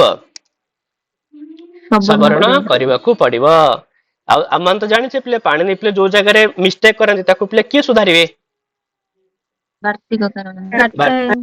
କାତ୍ୟାୟନ ହିଁ ତ ସୁଧାରିବେ ପିଲେ ସେଥିପାଇଁ କହୁଛନ୍ତି କିନ୍ତୁ ରୂପ ସିଦ୍ଧି କରିବା ପାଇଁ ଏହି ଦୁହିଁଙ୍କର ସବର୍ଣ୍ଣ କରାଯିବା ଉଚିତ ତେଣୁ ଭଗବାନ ପାଣିନି ପିଲେ ଏହି ଦୁହିଁଙ୍କର ସବର୍ଣ୍ଣ ହେବା ପାଇଁ କିଛି ସୂତ୍ର ନ ଲେଖିଥିବାରୁ ବାତ୍ୟକାର ପିଲେ ବରରୁଚି ପରବର୍ତ୍ତୀ ମୁହୂର୍ତ୍ତରେ ଏହି କଥା କଣ କହିଛନ୍ତି ପିଲେ ରୁଲ ରୁ ବର୍ଣ୍ଣୟୋ ମିଥଃ ସାବରଣ୍ୟମ ବାଚ୍ୟମ ହେଲା ଅର୍ଥାତ ରୁ ଏବଂ ଲୃର ତୁଲ୍ୟାସ ପ୍ରୟତ୍ନ ସବର୍ଣ୍ଣମ ସୂତ୍ରରେ ପିଲେ ଯଦ୍ୟପି ସବର୍ଣ୍ଣତ୍ୱ ହେଇପାରୁନାହିଁ ତଥାପି ସେ ଦୁହେଁ ପିଲେ ପରସ୍ପର କଣ ହେବେ ସବର୍ଣ୍ଣ ହେବେ। ତ ଯଦି ପିଲେ ଏମିତିକା ପ୍ରଶ୍ନ ପଚାରେ ପିଲେ କି କସ୍ୟ ମତାନୁସାରମ୍ ରୁଲ ରୁ ବର୍ଣ୍ଣଉ ପରସ୍ପରସ୍ୟ ସବର୍ଣ୍ଣଉ ତାହେଲେ ପିଲେ କସ୍ୟ ମତାନୁସାରମ୍ ବରରୁଚି ମତ ଅନୁସାରେ ହଁ ତ ବର ରୁଚେ ମତାନୁସାରମ୍ ବା ପିଲେ ବାର୍ତ୍ତିକା ଅନୁସାରମ୍ ବାର୍ତ୍ତିକ ଅନୁସାରେ ଏମାନେ ପରସ୍ପରର ପିଲେ କଣ ହେଇଯିବେ ସବର୍ଣ୍ଣ ସବର୍ଣ୍ଣ ପିଲେ ହେଇଯିବେ। ଆଉ ଯଦି ସବର୍ଣ୍ଣ ହେଇଗଲେ ତ ଯୋଉ ଜାଗାରେ ପିଲେ ରୁ କଥା କୁହାଯିବ ତ ରୁ କହିଲେ ପିଲେ ରୁକୁ ବି ବୁଝେଇବ ଆଉ କାହାକୁ ବୁଝେଇବ ଲୃକୁ ବି ବୁଝେଇବ ରୁର ତ ପିଲେ ଜାଣିଛେ ମାନେ କେତୋଟି ଭେଦ ପିଲେ 18ଟି ଭେଦ ଆଉ ଲୃର ହଉଛି ପିଲେ କେତୋଟି ଭେଦ 12ଟି ଭେଦ ସେଥିପାଇଁ ଯୋଉଠି ପିଲେ ରୁ କୁହାଯିବ ସେଠି ପିଲେ 30ଟା ଭେଦକୁ ବୁଝେଇବ ମାନେ ରୁର 18ଟା ଲୃର ପିଲେ 12ଟାକୁ ବୁଝେଇବ ସେମିତି ଯୋଉଠି ପିଲେ ଲୃ ବି କୁହାଯିବ ତ ଲୃ କହିଲେ ଲୃକୁ ବି ବୁଝେଇବ ଆଉ ପିଲେ କାହାକୁ ବୁଝେଇବ ରୁକୁ ବି ବୁଝେଇବ ଯେହେତୁ ଏମାନେ ପରସ୍ପର ସବର୍ଣ୍ଣ ପିଲେ ତ ସେଇ ହିସାବରେ ପିଲେ ଲୃର ମଧ୍ୟ 12ଟି ଲୃର ହଉଛି 18ଟି ତ ଲୃ କହିଲେ ବି କେତୋଟି ଭେଦକୁ ବୁଝେଇବ ତିରିଶ 30ଟି ଭେଦକୁ ବୁଝିବ। କିନ୍ତୁ ଯଦି ତମକୁ ପରୀକ୍ଷାରେ ପ୍ରାୟ ପିଲା ଏମିତି ବି ଭୁଲ କରିଦିଅନ୍ତି, ଯଦି ପରୀକ୍ଷାରେ କୋଉଠି ପଚାରିଲା କି ରୁକାରସ୍ୟ କତି ଭେଦାଃ, କେବେ ପିଲେ 30 ବୋଲି ଲେଖିବନି। ରୁକାର କହିଲେ 30ଟା ଭେଦକୁ ଗ୍ରହଣ କରିବ, 18 କିନ୍ତୁ ରୁକାର ଭେଦ ହଉଛି କେତୋଟି? 18ଟି ପିଲେ। 18 ଆଉ ସେମିତି ଲୁକାର ଭେଦ ହଉଛି କେତୋଟି? 12ଟି 12ଟି ପିଲେ 12ଟି ହେଲା। ତ ଏବେ ଆମେ ସେଟା 18ଟା ଆଉ 12ଟା କେମିତି? 18ଟା 12ଟା ସେଦିନ କହିଥିଲି ପରା ପିଲେ, ଯେତେବେଳେ ଆମେ ଯୋଉ ବର୍ଣ୍ଣର ବିଭାଗ ପଢୁଥିଲେ ନା ନାଇଁ। ତ ଯୋଉମାନଙ୍କର ପିଲେ ହର୍ଷ ଦୀର୍ଘ ପ୍ଲୁତ ରହିବ ସେମାନଙ୍କର 18ଟି ରହିବ, ଆଉ ଏଇ ଭିତରୁ ଯାହାର ଗୋଟିଏ କଟିଲା ସେମାନଙ୍କର କେତୋଟି ହେଇଯିବ? 12ଟି ହେଇଯିବ। ତ ରୁକାର ପିଲେ ଯେହେତୁ ହର୍ଷ ଦୀର୍ଘ 30 କହିଲେ ସେଟା କଣ କହିଲେ? 30ଟା ହଉଛି ମାନେ ଉଭୟଙ୍କର ମିଶେଇକିରି ରୁର 18ଟା ରୁର 12ଟା ମିଶିଲେ ହେଇଯିବ 30ଟା ହେଲା। ଠିକ ଅଛି ପିଲେ। ତ ସେଇ କଥା ବର୍ତ୍ତମାନ ପିଲେ ଆମମାନେ ସୂତ୍ରରେ ଯାହା ପଢିଲେ ପିଲେ, ସେଇ ସବୁ ଜିନିଷ ପିଲେ ଅଣୁଦିତ ସବର୍ଣ୍ଣସ୍ୟ ଚା ପ୍ରତ୍ୟୟ, ଏଇ ସୂତ୍ରରେ ପିଲେ ସେଟାକୁ ବୁଝେଇଛି ପିଲେ। ଆମମାନେ ଏଇଟା ସେଥିପାଇଁ ଆମର ସବର୍ଣ୍ଣ ସଂଜ୍ଞା ବିଧାୟକ ସୂତ୍ର ହଉଛି ପିଲେ ତୁଲ୍ୟାସ୍ୟ ପ୍ରୟତ୍ନମ୍ ସବର୍ଣ୍ଣ ହେଲା। ଆଉ ସବର୍ଣ୍ଣ ଗ୍ରାହକ ସୂତ୍ର ହଉଛି ପିଲେ ଅଣୁଦିତ ସବର୍ଣ୍ଣସ୍ୟ ଚା ପ୍ରତ୍ୟୟ। ଏଥିରେ ସେ ପିଲେ କିଏ କାହାର ସବର୍ଣ୍ଣ ହବ ସେଇ ବିଷୟରେ ପିଲେ କହିଛନ୍ତି। ଆମେ ଯାହା ପଢିଲେ ପିଲେ ସବୁ ସେଇ ବିଷୟରେ କହିଛି, ଆଉ କିଛି ବିଷୟରେ ପିଲେ ଅଲଗା କିଛି ବି ଏଥିରେ ନାହିଁ ପିଲେ ହେଲା। ତ ଯେମିତି କି ତମମାନେ ଏଥିରେ ଦେଖିପାରିବ ପିଲେ କିଏ କାହାର ସବର୍ଣ୍ଣ ପିଲେ ହେବ, ଏଇଠି ଲେଖା ହେଇଛି ଖାଲି ଅ ପିଲେ ନିଜର ଅଷ୍ଟାଦଶ କୁ ବୁଝେଇବ, ଇ ପିଲେ 18ଟି କୁ ବୁଝେଇବ, ଉ କହିଲେ ବି 18ଟି କୁ ବୁଝେଇବ, କିନ୍ତୁ ରୁ କହିଲେ ପିଲେ କେତୋଟିକୁ ବୁଝେଇବ? 30ଟି 30ଟି ଭେଦକୁ ବୁଝ। ଆଉ 30ଟି କାହିଁକି ବୁଝ ସେ କଥା ମୁଁ ତମମାନଙ୍କୁ କହିଦେଲି ପିଲେ। ଧ୍ରୁ ମଧ୍ୟ କେତେଟାକୁ ବୁଝେଇବ? 30ଟି 30ଟି କୁ ବୁଝେଇବ। ଏ ପିଲେ ନିଜର 12ଟି କୁ ବୁଝେଇବ, ଓ ପିଲେ ବି 12ଟି କୁ ବୁଝେଇବ, ଅଇ ମଧ୍ୟ ପିଲେ 12ଟି କୁ ହିଁ ବୁଝେଇବ, ଔ ମଧ୍ୟ ପିଲେ କେତୋଟିକୁ ବୁଝେଇବ? 12କୁ ପିଲେ ବୁଝେଇବ। ସେଇ କଥା ପିଲେ ଏଠି ହ୍ୟାଲୋ ହୁଁ ତାର ଏକ୍ସାମ୍ପଲ ଯଦି ରୁ କିମ୍ବା ରୁ ଆସିଲା, ତାର ଯଦି ପଚାରେ ତାର ଭେଦଟା ଆମେ କଣ ଲେଖିବା? 30 ଲେଖିବା ନା 18 ଲେଖିବା? ଦେଖ ଯଦି ପିଲେ ପଚାରିଲା କି ରୁକାରସ୍ୟ କତି ସବର୍ଣ୍ଣଃ, ପ୍ରଶ୍ନ ପିଲେ ଭଲସେ ବୁଝିଥାଅ ପିଲେ। ରୁକାରସ୍ୟ କତି ସବର୍ଣ୍ଣଃ ତାହେଲେ ଲେଖିବ ପିଲେ 30ଟି ପିଲେ, ବା ରୁକାରସ୍ୟ କତି ସବର୍ଣ୍ଣଃ ତାହେଲେ ପିଲେ ଲେଖିବ 30। କିନ୍ତୁ ଯଦି ପଚାରିଲା ଭେଦ କଥା ପଚାରିଲା ରୁକାରସ୍ୟ କତି ଭେଦଃ ତାହେଲେ ଲେଖିବ 18, 18 ଅଥବା ଲୃକାରସ୍ୟ କତି ଭେଦଃ ତାହେଲେ ବି ଆନ୍ସର ହବ 12 ପିଲେ। ବୁଝିଲା। ଯଦି ସବର୍ଣ୍ଣ ପଚାରିଲା ତାହେଲେ କେତେ କହିବ? 30 ପିଲେ। ଠିକ ହେଲା। ତ ସେଇ କଥା ବୃତ୍ତିକାର କହିଛନ୍ତି ପିଲେ ଅ ଇତି ଅଷ୍ଟାଦଶାନାଂ ସଂଜ୍ଞା, ଅ କହିଲେ 18ଟି କୁ ବୁଝେଇବ, ତଥା ଇ କାର ଉକାରୌ, ଇ କାର ଉକାରମୟ 18ଟି କୁ ବୁଝେଇବେ, ରୁକାରଃ 30, ରୁକାର ପିଲେ କେତେଟିକୁ ବୁଝେଇବ?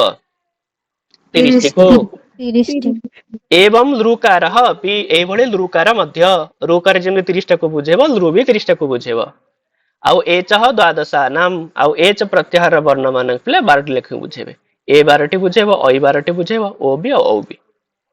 ତାହେଲେ ଏଠାରେ ପିଲା ମନରେ ପ୍ରଶ୍ନ ଆସେ କି ରୁକାର ଲୃକାରର କିଭଳି 30ଟି ସବର୍ଣ୍ଣ ଆସିଲେ? ତ ସେଇ ଉତ୍ତର ତ ମୁଁ ତମମାନଙ୍କୁ ଦେଇ ସାରିଛି ପିଲେ। ତେବେ ଉତ୍ତରରେ କୁହାଯାଏ ପିଲେ ରୁକାର ଲୃକାର ପରସ୍ପରର କଣ ଅଟନ୍ତି? ସବର୍ଣ୍ଣ ଅଟନ୍ତି। ତେବେ ରୁକାରର ସବର୍ଣ୍ଣ କହିଲେ ରୁକାରର 18ଟି ଭେଦ, ଲୃକାରର 12ଟି ଭେଦ, ଟୋଟାଲ ହେଇଗଲା କେତୋଟି ଭେଦ? 30ଟି ଭେଦ। ସେଇପରି ସାର୍ ଇ ଆଉ ଉ ର ମଧ୍ୟ ଅଷ୍ଟାଦଶ ହବ ନା? ହଁ ଅ ଇ ଉ ରୁ ଏମାନଙ୍କର 12ଟି ଭେଦ, ଏ ସରି 18ଟି ଭେଦ। ଲୃ ର ହଉଛି 12ଟି, ଏ ଓ ଐ ଔ ର ମଧ୍ୟ 12ଟି। ଏଠି ରୁକାର 30 ଲେଖା ହେଲା, 30ଟି ଲେଖା ଗଲା। ହଁ 30ଟା ସବର୍ଣ୍ଣ, ତାର ରୁକାରର 30ଟା ସବର୍ଣ୍ଣ, ଭେଦ ହଉଛି 18ଟି। ଠିକ ଅଛି। ଆଜ୍ଞା ଆଜ୍ଞା। ହଁ ହେଲା। ତ ସେଇଭଳି ପିଲେ ଲୃକାରର ମଧ୍ୟ ପିଲେ 12ଟି ଭେଦ, ରୁକାରର 18ଟି ଭେଦ, ମିଶିଲେ ପିଲେ କେତୋଟି ଭେଦ ହେଇଯିବ? 30ଟି ଭେଦ। ତାପରେ ସେଥିରକୁ ପିଲେ ନେକ୍ସଟ କହିଲା କଣ କି ବର୍ତ୍ତମାନ ପିଲେ ଯୋଉ ମୁଁ ତମମାନଙ୍କୁ କହୁଥିଲି ପିଲେ କି ୟ ବ ଲ ଏମାନଙ୍କର ପିଲେ ଦୁଇ ଭାଗରେ ଭେଦ ହେଇଛି। କଣ କଣ? ଅନୁନାସିକ, ଅନୁନାସିକ। ଅନୁନାସିକ ସେଥିପାଇଁ କହିଲା ୟ ନିଜର ଅନୁନାସିକ ହେଲେ ପିଲେ ଉପରେ ଚନ୍ଦ୍ରବିନ୍ଦୁ ହେଇଯିବ ହେଲା। ଅନୁନାସିକ ହେଲେ ପିଲେ ଉପରେ କଣ ହେଇଯିବ ଚନ୍ଦ୍ରବିନ୍ଦୁ ପିଲେ ଲଗେଇବ। ଆଉ ଅନୁନାସିକ ହେଲେ ଖାଲି ୟ ଲେଖିବ। ତେବେ ୟ କହିଲେ ଅନୁନାସିକ ଆଉ ଅନୁନାସିକ ଉଭୟଙ୍କୁ ବୁଝେଇବ। ସେମିତି ୱ ମଧ୍ୟ ପିଲେ ଅନୁନାସିକ ଉଭୟଙ୍କୁ ବୁଝେଇବ। ଲ ମଧ୍ୟ ପିଲେ ଅନୁନାସିକ ଉଭୟକୁ ପିଲେ ବୁଝେଇବ। ସେଥିପାଇଁ ବୃତ୍ତିକାର କଣ ଲେଖିଲେ ପିଲେ ଅନୁନାସିକ ଭେଦେନ ୟବଳଃ କତିଧା ଦ୍ୱିଧା ତେନ ଅନୁନାସିକା ହାତେ ଦ୍ୱୟୋଃ ସଂଜ୍ଞା। ସେଥିପାଇଁ ୟ ବ ଲ ପିଲେ ମାନେ ଦୁଇଟିକୁ ବୁଝେଇବେ ମାନେ ଅନୁନାସିକକୁ ପିଲେ ବୁଝେଇବେ। ତେବେ ବର୍ତ୍ତମାନ ପିଲେ କୁଆଡେ ଗଲା ପିଲେ ଇଏ ତ ପିଲେ ହେଇଗଲା। ତ ବର୍ତ୍ତମାନ ଯୋଉ ପିଲେ ବର୍ଗୀୟ ବ୍ୟଞ୍ଜନ ବର୍ଣ୍ଣ ମାନ ରହିଲେ ସେମାନଙ୍କ କଥା ସେ କହୁଛନ୍ତି। କୁ କହିଲେ ନିଜର ସବର୍ଣ୍ଣ ମାନେ କ ଖ ଗ ଘ ଙ କୁ ବୁଝେଇବ। ସେମିତି ଚୁ କହିଲେ ପିଲେ କାହାକୁ ବୁଝେଇବ ଚ ଛ ଜ ଝ କୁ ପିଲେ ବୁଝେଇବ। ସେମିତି ଟୁ ପିଲେ ଯୋଉଠି ଟୁ ଆସିବ ପିଲେ ସେଠି ଟ ଠ ଡ ଢ ଣ କୁ ବୁଝିବ। ଯେମିତି ଆମର ଗୋଟେ ସୂତ୍ର ଅଛି ପିଲେ ଚୁଟୁ ବୋଲି ସୂତ୍ରଟି ଅଛି। ତାହେଲେ ଏଠି ପିଲେ ଚୁ ଆଉ ଟୁ କଥା କୁହାଯାଇଛି ପିଲେ। ତାହେଲେ ଚୁ କହିଲେ କାହାକୁ ବୁଝିବ ନିୟକୁ ପିଲେ ବୁଝେଇବ। ସେମିତି ଟୁ କହିଲେ କୁ ପିଲେ ବୁଝିବ। ତ ବର୍ଗୀୟ ବ୍ୟଞ୍ଜନ ଭିତରୁ ଟିକେ କହିଦେଲେ ଲୁକାର 18ଟି ନା 12ଟି ଲୁକାର ରୁକାର 12ଟି ରୁ ର ହଉଛି 18ଟା। ରୁ ସାର 18ଟି ହଉଛି 12ଟି ଠିକ। ସେମିତି ଯୋଉ ଜାଗାରେ ପିଲେ ତୁ କୁହାଇଥିବ ତ ଥ ଦ ଧ ନ କୁ ବୁଝିବ। ଯୋଉଠି ପିଲେ ପୁ କୁହାଇଥିବ ପ ଫ ବ ଭ ମ କୁ ପିଲେ ବୁଝିବ। ତେବେ ଏହି ସବୁକୁ ଅନୁଧ୍ୟାନ କଲେ ଜଣା ପଡେ ପିଲେ କେବଳ 5ଟି ବର୍ଣ୍ଣର ପିଲେ କୌଣସି ସବର୍ଣ୍ଣ ନାହିଁ ପିଲେ ହ ର ସ ସ ସ ଏମାନଙ୍କର ପିଲେ କୌଣସି କଣ ନାହିଁ ସବର୍ଣ୍ଣ। ସେଥିପାଇଁ ପିଲେ କୁହାଯାଇଛି କି ରେଫୋ ସ୍ମଣାମ ସବର୍ଣ୍ଣଃ ନସନ୍ତି ହେଲା। ଏମାନଙ୍କର ପିଲେ ସବର୍ଣ୍ଣ କେହି ହେଲେ ନାହାନ୍ତି। ତାହେଲେ ଏବେ ତମ ମାନେ ସବର୍ଣ୍ଣର ବିଷୟ ପୁରା ବୁଝିଲ ପିଲେ ସବର୍ଣ୍ଣର ପ୍ରସଙ୍ଗ ହେଇଯିବ କିଛି ଅସୁବିଧା ପିଲେ ନାହିଁ। ଆଉ ବର୍ତ୍ତମାନ ଖାଲି 3ଟା ଖାଲି ସଂଜ୍ଞା ଦେଇଦେଇଛି ପିଲେ ତାକୁ ତମ ଟିକେ ଜାଣିଦିଅ ସଇଲେ ପିଲେ ସଇଲା ଆଉ କିଛି ଅସୁବିଧା ନାହିଁ। ଇଏ ହଉଛି ପିଲେ ସଂହିତା ସଂଜ୍ଞା। ସଂହିତା ସଂଜ୍ଞା ବିଧାୟକ ସୂତ୍ର ହଉଛି ପିଲେ ପରଃ ସନ୍ନିକର୍ଷଃ ସଂହିତା। ଯେହେତୁ ପିଲା ମାନେ ସନ୍ଧି ପ୍ରକରଣ ପଢିବା ପାଇଁ ଯାଉଛେ ପିଲେ ତ ସନ୍ଧିକୁ ହିଁ ପିଲେ ବ୍ୟାକରଣରେ କଣ କୁହାଯାଇଛି ସଂହିତା ବୋଲି ପିଲେ କୁହାଯାଇଛି। ତାହେଲେ ବର୍ଣ୍ଣା ନାମ ଅତିଶୟିତ ସନ୍ନିଧି ହିଁ ସଂହିତା ସଂଜ୍ଞା ସ୍ୟାତ୍। ପିଲେ ବର୍ଣ୍ଣ ମାନଙ୍କର ଅତିଶୟ ନିକଟତାକୁ ହିଁ ପିଲେ କଣ କୁହାଯାଏ ସଂହିତା କୁହାଯାଏ। ତେବେ ବର୍ଣ୍ଣ ମାନଙ୍କ ମଧ୍ୟରେ ପିଲେ ଅର୍ଦ୍ଧ ମାତ୍ରାରୁ କମ ନିକଟତା ରହିପାରିବ ନାହିଁ। ତେଣୁ ବର୍ଣ୍ଣ ମାନଙ୍କ ମଧ୍ୟରେ ପିଲେ ଅର୍ଦ୍ଧ ମାତ୍ରାର ବ୍ୟବଧାନ ହିଁ ଅତିଶୟ ନିକଟତା। ଆଉ ସେଇ ଅତିଶୟ ନିକଟତାକୁ ହିଁ ପିଲେ କଣ କୁହାଯାଏ ସଂହିତା ବୋଲି ପିଲେ କୁହାଯାଏ। ବୁଝିହେଲା ପିଲେ। ଆଉ ତାପରେ ଆଉ ଗୋଟେ ସଂଜ୍ଞା ସେ କରିଛି ପିଲେ ହଲୋ ଅନନ୍ତରଃ ସଂଯୋଗ। ଇଏ ହଉଛି ପିଲେ ସଂଯୋଗ ସଂଜ୍ଞା। ଏଇଟା ବି ଜାଣିଥିବା ଦରକାର ପିଲେ। ସଂଯୋଗ ସଂଜ୍ଞା ସେ କହୁଛି ଅଜଭିଃ ଅବ୍ୟବହିତଃ ହଲଃ ସଂଯୋଗ ସଂଜ୍ଞା ସ୍ୟୁଃ। ପିଲେ କହୁଛି କି ସ୍ୱର ବର୍ଣ୍ଣ ମାନଙ୍କର ବ୍ୟବଧାନ ନଥିବା ବ୍ୟଞ୍ଜନ ବର୍ଣ୍ଣ ମାନଙ୍କର ସମୂହର ପିଲେ କୋଉ ସଂଜ୍ଞା ହେଇଥାଏ ସଂଯୋଗ ସଂଜ୍ଞା। ସଂଯୋଗ ସଂଜ୍ଞା ତାର ହବ ଯୋଉ ଜାଗାରେ ନା ପିଲେ ସ୍ୱର ବର୍ଣ୍ଣ ଜମା ନଥିବ କେବଳ କୋଉ ବର୍ଣ୍ଣ ଥିବ ବ୍ୟଞ୍ଜନ ବର୍ଣ୍ଣ ଥିବେ। ତେବେ ସେ ଟୋଟାଲ ଗ୍ରୁପ ଟାର ପିଲେ ହେଇଯିବ ସଂଯୋଗ ସଂଜ୍ଞା। ଯେମିତି ଉଦାହରଣ ପାଇଁ ସେ କହୁଛନ୍ତି ପିଲେ କୃଷ୍ଣ। ଯଦି କୃଷ୍ଣକୁ ପିଲେ ପଦ ବିଚ୍ଛେଦ କରିବ ତାହେଲେ କ ହଳାନ୍ତ ରୁ ମୂର୍ଧନ୍ୟ ସ ହଳାନ୍ତ ଣ ହଳାନ୍ତ ଅ।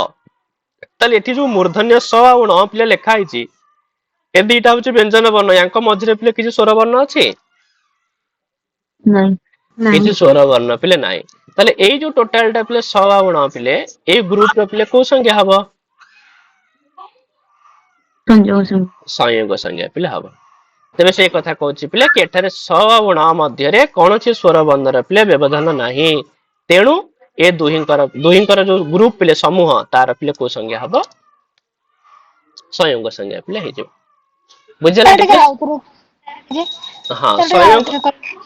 ହଁ ସଂଯୋଗ ସଂଜ୍ଞା ପିଲେ ତମ ମାନେ ଦେଖିବ କି ଯୋଉଠି ନା ପିଲେ ବ୍ୟଞ୍ଜନ ବର୍ଣ୍ଣ ମାନେ ହିଁ କେବଳ ଥିବେ। ତାଙ୍କ ମଝିରେ ଜମା ବି ସ୍ୱର ବର୍ଣ୍ଣ ଆସୁନଥିବ। ତାହେଲେ ସେଇ ଯୋଉ ବ୍ୟଞ୍ଜନ ବର୍ଣ୍ଣ ମାନଙ୍କର ଯୋଉ ଗ୍ରୁପ ଟା ସେ ଗ୍ରୁପ ର ହେଇଯିବ ମାନେ ସଂଯୋଗ ସଂଜ୍ଞା।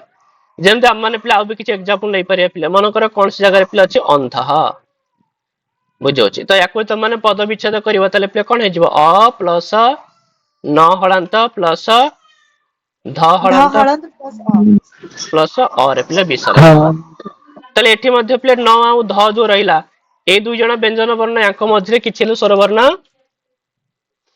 ନାହିଁ ପିଲେ ନାଇଁ ତାହେଲେ ନ ଧର ପିଲେ ହେଇଯିବ କଣ କି ସଂଜ୍ଞା ସଂଯୋଗ ସଂଜ୍ଞା ସେମିତି ଆମ ମାନେ ପିଲେ ଆଉ ବି ଉଦାହରଣ ନେଇପାରିବା ପିଲେ ଯେମିତି କି ମନେକର ପିଲେ ୟାତ୍ୟା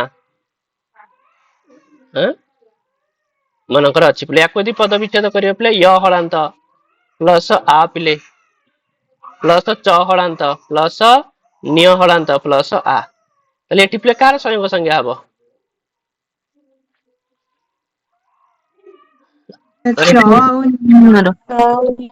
ଚ ଆଉ ନିୟର ପିଲା ହବ କାହିଁକି ନା ଏଇ ଦୁଇଟି ବ୍ୟଞ୍ଜନ ବର୍ଣ୍ଣ ଭିତରେ ପିଲା କୋଉଠି ମଧ୍ୟ ସ୍ୱର ବର୍ଣ୍ଣ ନାହିଁ ଯଦି ସ୍ୱର ବର୍ଣ୍ଣର ପିଲା ବ୍ୟବଧାନ ନ ରହିଲା ତାହେଲେ ସେଇ ଯୋଉ ଗ୍ରୁପ ର ପିଲା ହେଇଯିବ ସଂଯୋଗ ସଂଜ୍ଞା ବୁଝି ହେଇଯିବ ଏଠି ପିଲା ନା ନାଇଁ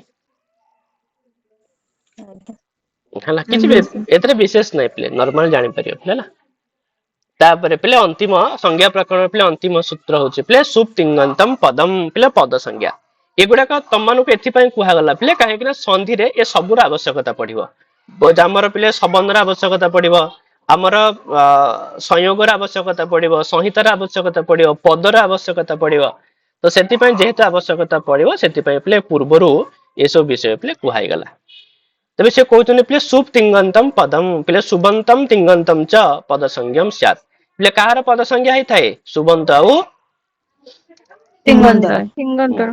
ସୁବନ୍ତର ମାନେ ହଉଛି ପିଲେ ଶବ୍ଦ ରୂପ ତିଙ୍ଗନ୍ତର ମାନେ ହଉଛି ପିଲେ ଧାତୁ ରୂପ ହଁ କେବଳ ଶବ୍ଦ ନୁହଁ କି କେବଳ ଧାତୁ ନୁହଁ ପିଲେ ସେମାନଙ୍କର ରୂପ ପିଲେ ଶବ୍ଦର ରୂପ ହଉଛି ସୁବନ୍ତ ଧାତୁର ରୂପ ହଉଛି ପିଲେ ତିଙ୍ଗନ୍ତ ହେଲା ସେଥିପାଇଁ କହୁଛନ୍ତି ପିଲେ କେବଳ ରାମ ବୋଲି କହିଲେ ତାହା ପିଲେ ପଦ ହେଇଯିବନି ଯେତେବେଳେ ପିଲା ଆମେ ରାମ ଶବ୍ଦରେ ସୁପ୍ ପ୍ରତ୍ୟୟ ଲଗେଇବା ନା ନାଇଁ ଯେତେବେଳେ ପିଲା ରାମ ରୂପ କରିବା ରାମମ ରୂପ କରିବା ବା ରାମାୟଣ ରୂପ କରିବା ସେତେବେଳେ ପିଲାମାନେ କଣ ହେବେ ପଦ ହେବେ ବୁଝିଲା ସେମିତି ଆମ ମାନେ କେବଳ କ୍ରୁ ବୋଲି କହିଥିଲେ ସେ ପଦ ହେଇଯିବନି ଆମ ଯେତେବେଳେ କରନ୍ତି କୁରୁତଃ କୁର୍ବନ୍ତି କହିବା ସେତେବେଳେ ସେମାନେ କଣ ହେବେ ପଦ ହେବେ ହେଲା ତ ସେଥିପାଇଁ ସେ କହିଲା ପିଲେ ସୁବନ୍ତ ଆଉ ତିଙ୍ଗନ୍ତର ହିଁ ପିଲେ କୋଉ ସଂଜ୍ଞା ହେଇଥାଏ ପଦ ସଂଜ୍ଞା ପିଲା ହେଇଥାଏ ତ ଏମିତି ହେଇକିରି ଆମ ମାନେ ପିଲେ ଯେତିକି ଆମର ମାନେ ପ୍ରାୟର ନଲେଜ ଦରକାର ସନ୍ଧି ପୂର୍ବରୁ ପୂର୍ବ ଜ୍ଞାନ ସେ ସବୁ ବିଷୟ ପିଲେ ପଢିଲେ ଆଉ ସନ୍ଧି କଲା ବେଳେ ପିଲେ ସେ ସବୁ ବିଷୟକୁ ପିଲା ମାନେ ଆପ୍ଲାଏ କରିବା ସନ୍ଧିକୁ ବହୁତ ହି ବଢିଆ ପଢିଥିବା ପିଲେ ଶାସ୍ତ୍ରୀୟ ଢଙ୍ଗରେ କାହିଁକି ନା ଏଇଟା ତମମାନଙ୍କର ୟୁଜିସି ନେଟ୍ ସିଲାବସ ରେ ବି ଅଛି ଆଉ ଏଥିରେ ବି ପିଲେ ଅଛି ତା ସହିତ ସନ୍ଧିର ଆବଶ୍ୟକତା ସବୁ ଜାଗାରେ ପଡିବ ହେଲା ଆଉ ସନ୍ଧି ଯଦି ତମମାନେ ଶାସ୍ତ୍ରୀୟ ଢଙ୍ଗରେ ପଢିଥିବ ଯେକୌଣସି ସନ୍ଧି ଆସିଲେ ମଧ୍ୟ ପିଲେ ଆରାମସେ ତମମାନେ କରିପାରିବ ବୁଝି ହଉଛି ପିଲେ ତ କାଲିକି ପିଲା ମାନେ ଏଇଠୁ ଆରମ୍ଭ କରିବା ଆଉ ହେଲା ସାର୍ ସେ 12ଟି ଯୋଉ 18ଟି ଯୋଉ କହିଲେ ସାର୍ 12ଟା ଆମର ସ୍ୱର ବର୍ଣ୍ଣର 12ଟି ହୁଁ ଆମର ଯୋଉ ସ୍ୱର ବର୍ଣ୍ଣ ଅଛନ୍ତି ଅ ଇ ଉ ରୁଲ ରୁ ଏ ଓ ଐ ତା ଭିତରୁ କେବଳ ଅ ଇ ଉ ରୁ ଏଇ 4ଟିର ହଉଛନ୍ତି 18ଟି ଭେଦ ଠିକ ଅଛି ଆଉ ବାକି ସମସ୍ତଙ୍କର 12ଟି ଭେଦ ହେଲା ସାର୍ ଏଇ 4ଟିରୁ କିନ୍ତୁ 18ଟି ସାର୍ ସେଇଟା ମୁଁ ଟିକେ କନଫ୍ୟୁଜ ହେଇଯାଉଛି କାହିଁକି ନା 4ଟି ଯାକର ହର୍ଷ ବି ଅଛି ଦୀର୍ଘ ବି ଅଛି ପ୍ଲୁତ ବି ଅଛି ସେଥିପାଇଁ ଯେହେତୁ ହର୍ଷର 6ଟା ଭେଦ ଦୀର୍ଘର 6ଟା ଭେଦ ପ୍ଲୁତର 6ଟା ଭେଦ ତ 6 ତିରିକ 18 ହେଇଗଲା କିନ୍ତୁ ଲୁ ର ନା ଦୀର୍ଘ ନାହିଁ ଯେହେତୁ ଦୀର୍ଘ ନାହିଁ ତ ଦୀର୍ଘର 6ଟା କଟିଯିବ ସେଥିପାଇଁ 6 6 12 ହେଇଗଲା ଆଉ ବାକି ଯୋଉ ଏ ଆଜ୍ଞା ଓ ଆଜ୍ଞା ଐ ଔ ଅଛନ୍ତି ଏମାନଙ୍କର ଦୀର୍ଘ ଅଛି ଏମାନେ ଆକ୍ଚୁଆଲି ଦୀର୍ଘ କିନ୍ତୁ ଏମାନଙ୍କର ହର୍ଷ ନାହିଁ ସେଥିପାଇଁ ହର୍ଷର 6 କଟିଗଲା ବୁଝି ହଉଛି ସାର୍ ତ ସେମାନେ ବି 12ଟି ସାର୍ ୟାର ହେଇଯିବେ ନା ନୋଟଟା ସେମାନେ ୟାର 12ଟି ନୋଟଟା ପଠେଇବେ ସାର୍ ନୋଟ ମୁଁ ତ ସାର୍ କାଲି ୟାର ନୋଟ ପଠେଇଥିଲି ଗ୍ରୁପ ରେ ପିଲେ ଯୋଉ ଲିଙ୍କ ଟା ହେଲା ସେ ଯୋଉ ଲିଙ୍କ ସଂଜ୍ଞା ପ୍ରକରଣ ସାର୍ ହଁ ସେ ଲିଙ୍କ ଟା କ୍ଲିକ କରିବ ଆସିଯିବ ସେଥିରେ ସାର୍ ସେଥିରେ କାଲି ଯୋଉ ପଠେଇବେ ସେଟା ସଂଜ୍ଞା ପ୍ରକରଣ ସାର୍ ନାଇଁ ସେଥିରେ ଏଇ ଯୋଉ ପୁରାଟା 214 ପେଜ ପୁରା ଥିବ